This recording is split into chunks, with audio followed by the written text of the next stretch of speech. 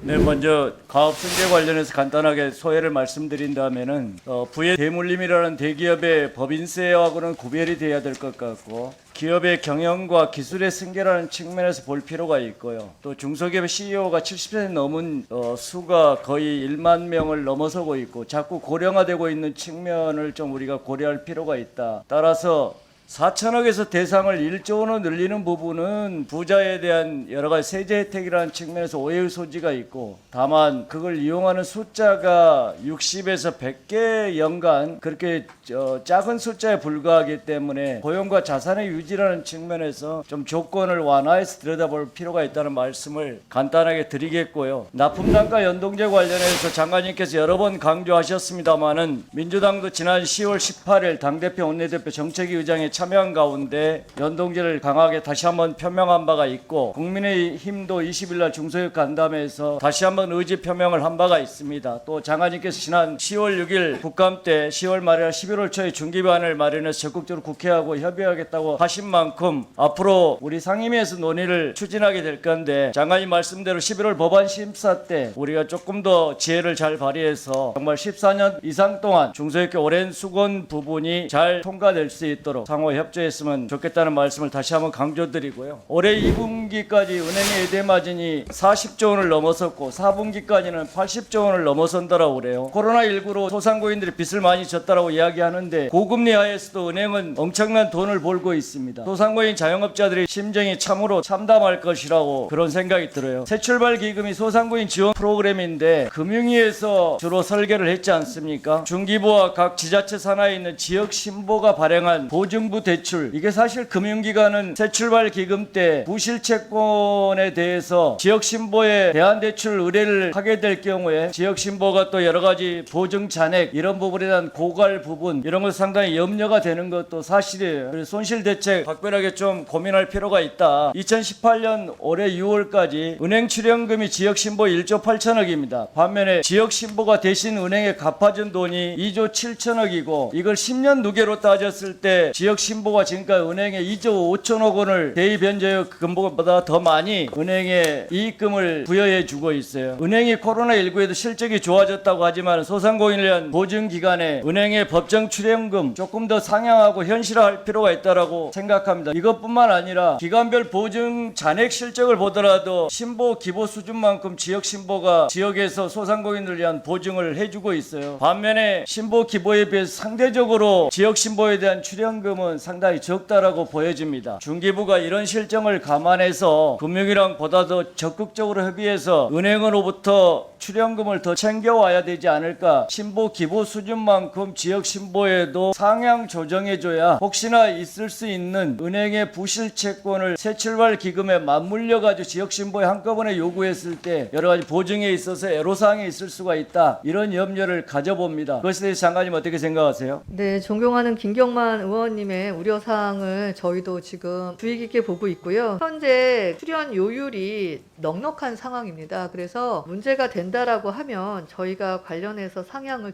조정해 보도록 하겠습니다. 지역 소상공인들의 가장 선별 역할을 하는 보증 여력을 조금 더 들여다볼 필요가 있다, 이런 측면에서 말씀드린 거예요. 네, 알겠습니다. 예, 김경만 의원님 수고하셨습니다.